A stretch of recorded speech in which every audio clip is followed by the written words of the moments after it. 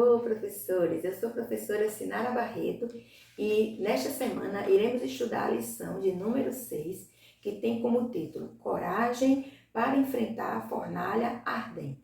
O nosso texto principal está em Daniel, capítulo 13, versículo 17, que diz assim: Eis que o nosso Deus, a quem nós servimos, e é quem nos pode livrar. Ele nos livrará da fornalha de fogo ardente e da tua mão, ó Rei.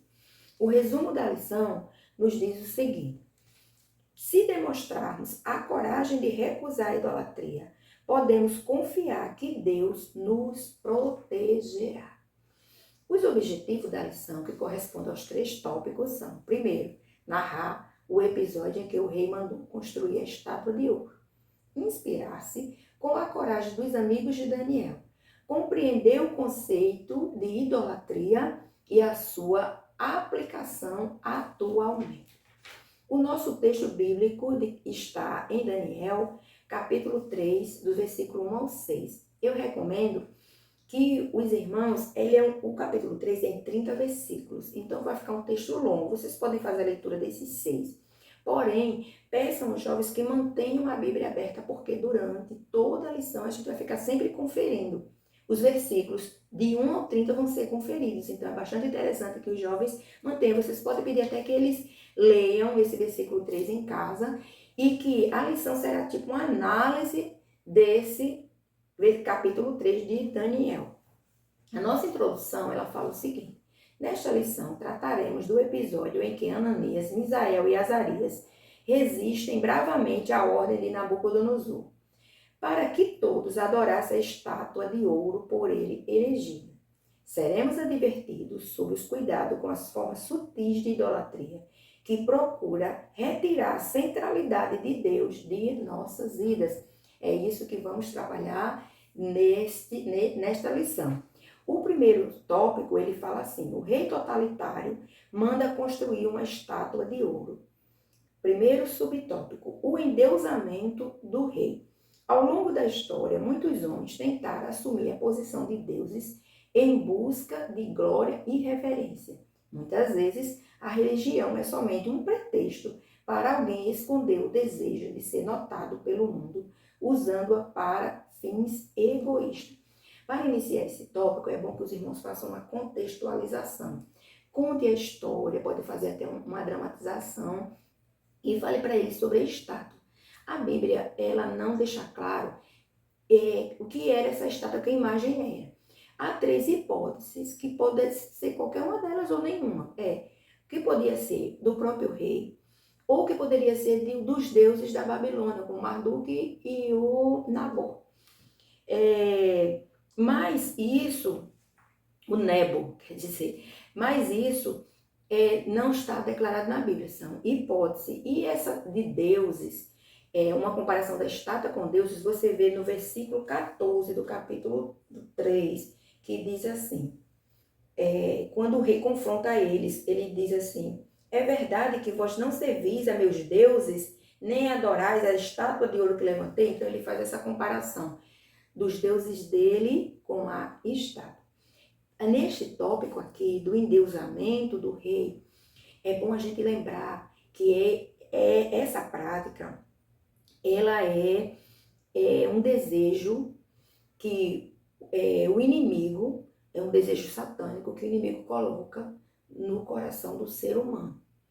Porque, a princípio, ele continua a ter, de ser maior do que Deus, de usurpar o trono de Deus, o lugar de Deus. E ele tentou fazer isso com Eva. Ele também tentou Jesus, de dizer que teria ser igual a Deus, tomar o lugar de Deus.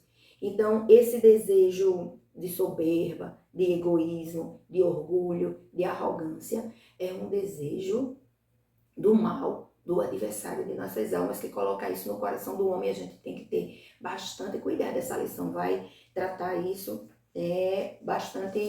enfatizar bastante. O segundo tópico diz assim: em busca de adoração. O rei extravagante mandou convocar todas as autoridades do seu reino para comparecer à cerimônia de consagração da imagem levantada. Todos deveriam se prostrar em adoração diante da suntuosa imagem. Todos, menos os 3 jovens. Eles não se renderam. Eles não se prostraram diante da estátua. Ele não era, como diz o adágio popular, Maria vai com as outras. Eles tinham posição, eles tinham firmeza, eles não iam negar o seu Deus. A palavra do Senhor estava em seus corações. E como é que diz a palavra do Senhor? Vou deixar aqui algumas referências ao longo desta aula. E se os irmãos quiserem, tomem nota, porque não está na lição, mas é bastante interessante. A primeira referência da palavra do Senhor que estava no coração deles está em Deuteronômio, capítulo 5, e os versos 8 e 9. Os irmãos leiam, falando: não fareis para ti imagem de escultura, não se prostreis a ela, nem adorarás.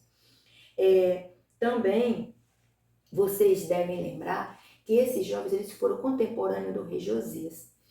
E Josias foi aquele rei que resgatou a palavra do Senhor. Você vai encontrar isso no livro de 2 Reis, no capítulo 23, os versículos 2 e 3. Você lê com eles, quando Isaías renova o pacto com o Senhor e faz aquele pacto de só servir a Deus. Então, isso estava no coração desses jovens dele e todos os outros tinham conhecimento. Porém, diante da afronta, da crise, todos tiveram medo e se curvaram. Mas eles 3 permaneceram firmes. O terceiro subtópico aborda a ausência de Daniel, que possa ser que algum jovem tenha dúvida. E Daniel, onde é que Daniel está? A Bíblia não revela onde ele estava, porém há uma hipótese de que, lembra que quando Daniel, ele revelou o sonho do rei, ele interpretou, ele revelou o sonho e interpretou, o rei colocou ele como governador das províncias, poderia ser, é uma hipótese, não está revelado na Bíblia, mas é uma hipótese que Daniel estava em outro lugar, não estava em Babilônia, mas estava em outro lugar a serviço da Babilônia. Mas não tenhamos dúvida que Daniel jamais se curvaria, porque se Daniel, ele não quis se contaminar com o manjar, com a dieta do rei, imagina se prostrar diante da estátua do rei. Era isso, a mesma fé, a mesma convicção que Daniel tinha no coração desses 3 jovens, e por isso o próprio Daniel, ele relatou, porque não era exclusividade dele, era eles 4, estavam firmes ali.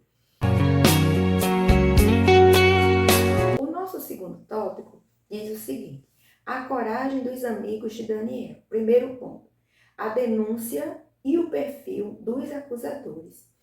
Esse tópico vai mostrar quem eram esses acusadores, como foi feita essa denúncia. Diante do decreto dos caldeus, alguns caldeus se dirigem ao rei e denunciam o trio de jovens hebreus. E quem era esse trio de jovens?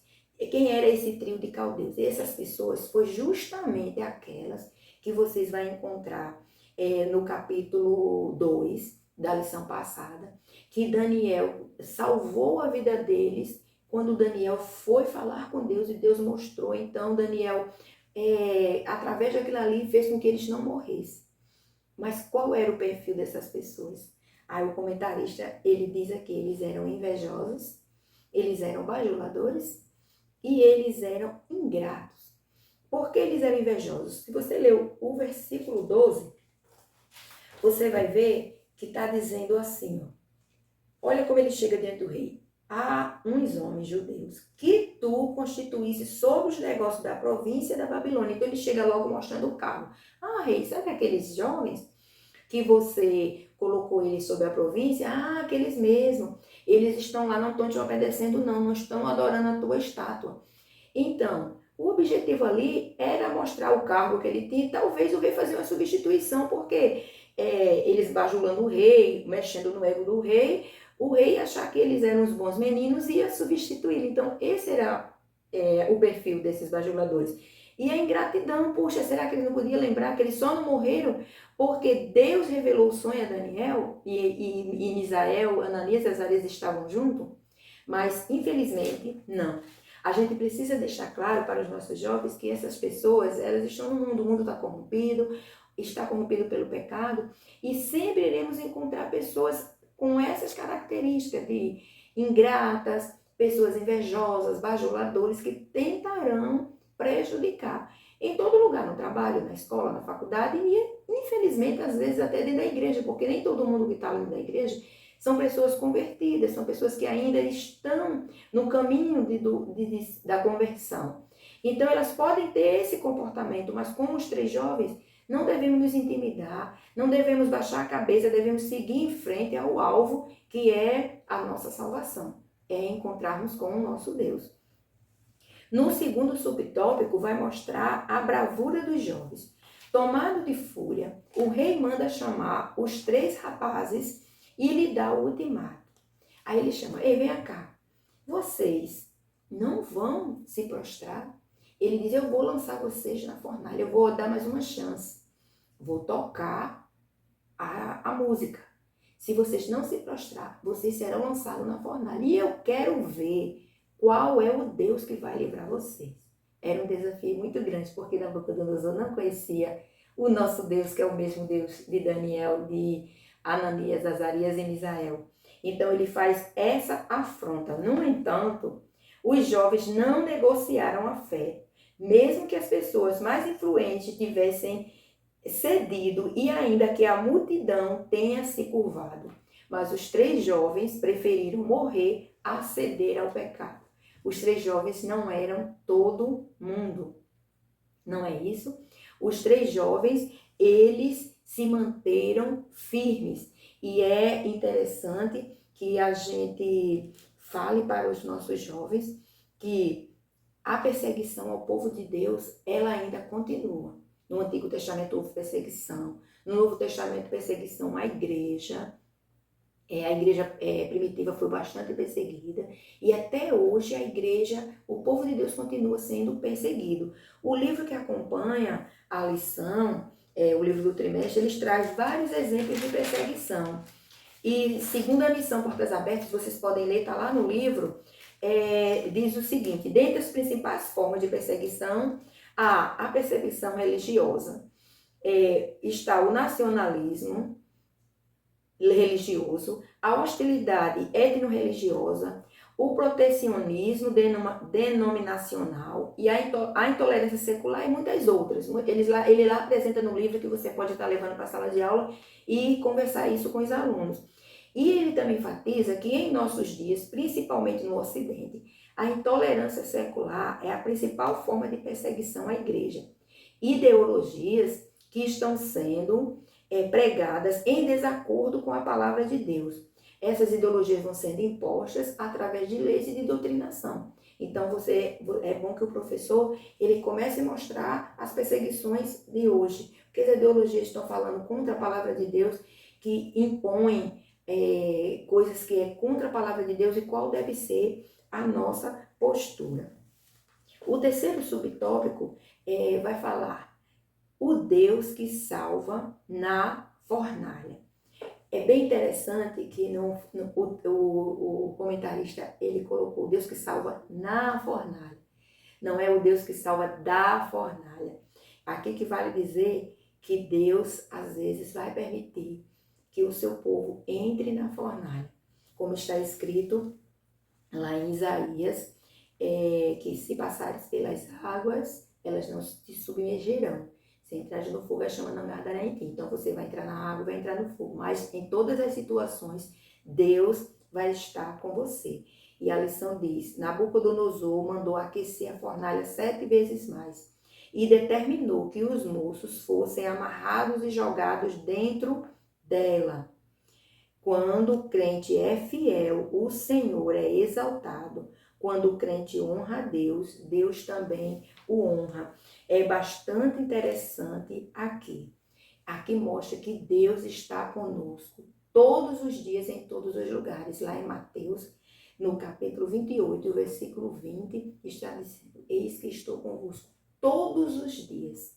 Esta convicção a gente tem que ter dentro de nós, em qualquer situação que a gente se encontra. E uma coisa interessante é que o rei Nabucodonosor, ele avistou o 4º homem quando os jovens estavam lá dentro da fornalha. Porém, o que Nabucodonosor viu, mas pode ter certeza que o 4º homem estava bem antes. Quem não estava vendo era Nabucodonosor. Porque quando os jovens eles foram jogados dentro da fornalha, as pessoas que foram levá-los, essas pessoas, elas morreram com vapor, com o aquecimento que era muito grande. Então, Deus estava com esses jovens antes ou não? Estava assim. Desde quando eles ficaram em pé, que não se dobraram, Deus estava com eles, lhe dando firmeza, coragem, força. O rei chamou, Deus continuou com eles, o rei colocou eles dentro da fornalha. E aí, os olhos do rei foram abertos, que o Deus, ele diz o quarto homem, muitos acham que pode ser Jesus ou seu anjo, mas eu sei que a proteção de Deus estava com os jovens dentro da fornalha. Eles entraram na fornalha, mas a fornalha não arderam neles. É tanto que o rei chamou eles. E vejam aí, diante dessa atitude dos jovens, fez o rei ter 3 reações totalmente contrárias àquele rei autoritário, endeusado, achando que era tal. Aí vocês podem mostrar para os jovens essas 3 reações. No versículo 26, o rei reconhece a grandeza de Deus. No versículo 26, o rei chama eles, chama os 3 e diz assim: servo do Deus Altíssimo. Olha o reconhecimento de Deus, do rei, a grandeza de Deus. No versículo 28, o rei chega a adorar a Deus. Ele diz assim: bendito seja o Deus de Sadraque, Mesaque e Abednego. Você imaginou um rei ímpio, autoritário, endeusado, se achando que era o Todo-Poderoso, dizer bendito seja? E a outra reação do rei foi que ele entendeu que outro igual não há. Está no versículo 29, que ele diz assim: porquanto não há outro Deus que possa livrar como este. Outro não tem. O rei teve que reconhecer. Então, coloque no coração do jovem de vocês: vale a pena ser fiel. E por fim, os jovens, eles foram honrados. No versículo 30, o rei fez prosperar a eles 3 na província da Babilônia. E quantos acusadores, hein? Tá vendo que vale a pena, não vale a pena você se trocar. Fale isso para os seus jovens, está batendo boca, se entristecer. Não, Deus do céu, está vendo tudo. O nosso terceiro tópico, ele agora pega todo esse contexto, toda essa história linda e traz para os nossos dias. No primeiro subtópico, vai falar sobre o pecado da idolatria. É bem interessante que o professor defina para o aluno o que é idolatria. Porque o que é idolatria? Para poder entender esse pecado, é importante que o professor faça isso. E o que consiste o pecado da idolatria? Consiste em tentar tirar a glória que é de Deus, a devoção, a adoração que é de Deus, e direcionar isso para outra coisa ou outra pessoa, para pessoa ou coisas. Isso é idolatria. E esse pecado é um pecado gravíssimo. Por quê? Porque é um pecado de rebeldia da criatura contra o seu Criador. Porque tiramos de Deus a glória que é devida, e Deus, ele não divide a sua glória com ninguém. Outra referência que eu vou deixar, Isaías 42:8, que diz que ele é o Senhor, e esse é o seu nome, e a sua glória ele não dá a ninguém. 42:8, eu sou o Senhor, este é o meu nome, a minha glória, pois, a outrem não darei, nem o meu louvor às imagens de escultura. Então, isso é um pecado muito grave. E nesse tópico 3, a gente vai trabalhar sobre a idolatria. E o subtópico 2, ele mostra o tipo de idolatria. É bem interessante que o professor, o comentarista, ele colocou aqui 4 tipos de idolatria.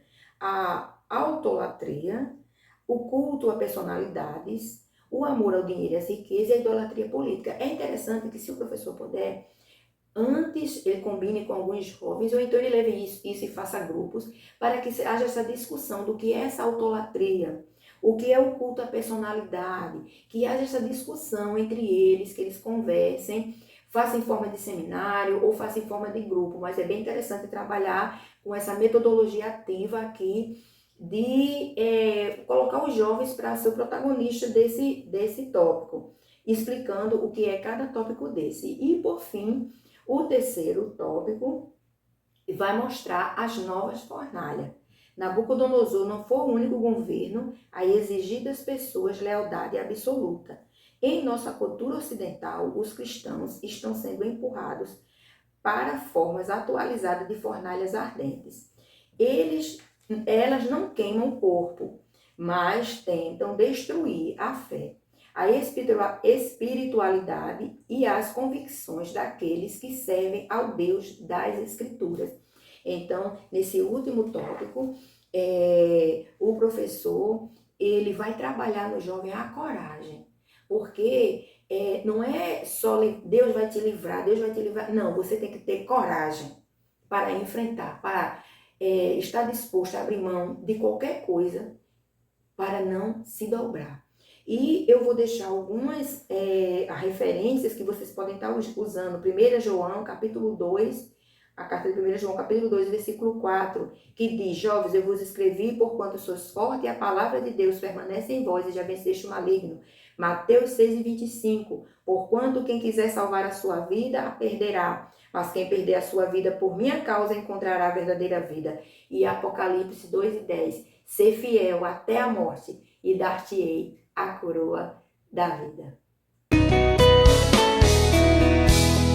Nosso momento EBD de hoje. Eu quero trazer uma dica que você elabore convites antecipadamente. Você leve para a sua sala de aula e você construa junto com seus alunos esse convite. Você pode estar levando envelopes ou pode estar levando também papel e montar esses convites e colocar. E cada jovem vai entregar para uma pessoa que não frequenta a EBD.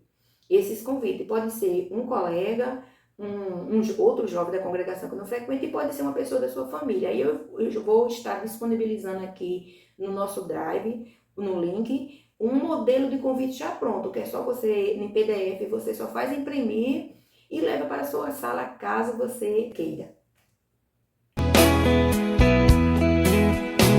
E a dica pedagógica de hoje, nós já temos aqui na nossa lição que o nosso comentarista deixou, e é uma dica muito importante, que é fazer a contextualização do capítulo 3.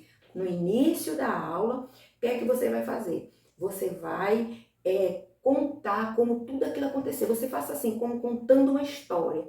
Ou então você pode fazer uma dramatização, você pode desenhar a imagem, uns são os jovens, outros vão se prostrar, um é Nabucodonosor, e você pode estar fazendo isso. E eu quero trazer uma dica, essa dica aqui é bem interessante no início. E eu quero trazer uma dica para o final da aula. Que você utilize a música. Então, existe um hino, Castelo Forte, de composição de Lutero, que ele fala que Castelo Forte é o nosso Deus, que nós não somos nada, mas tudo é Ele. E essa música mostrando Lutero e maior dificuldade, ele compôs esse hino. Que ele abre mão de família, de bens, de poder, mas que ele sabe que Deus o protegerá, que Deus estará com ele. Então eu vou estar disponibilizando a letra dessa música aqui também no Drive, e também vou estar colocando o significado da música, a música com o seu significado, para vocês possam ler, e antes de que vocês passem a música, vocês expliquem para os alunos o que aquela música está falando, que é bem interessante. Se, dependendo da sua realidade, se aí na sua sala de aula você tiver um espaço e poder levar uma caixinha de som e poder colocar esse hino, então você coloca, é facilmente encontrado e é uma música bem boa de ouvir. Eu recomendo que vocês façam isso para fechar a aula com aquele ambiente espiritual, daquela leitura daquela música e colocando fé e coragem nesses jovens. É a dica, a pedagógica que eu deixo para hoje. Também eu peço a vocês, professores, não esqueça de deixar seu like, de compartilhar esse vídeo e também comentar aqui nos comentários. E aí, vocês estão usando a metodologia ativa? Estão fazendo planejamento de aula? E aí, como é que vocês estão fazendo o projeto? Estão achando legal as nossas dicas que estamos deixando aqui no nosso Drive? Conta para nós aqui no comentário. Terei um prazer de ler cada um. E que Deus nos abençoe e uma boa aula!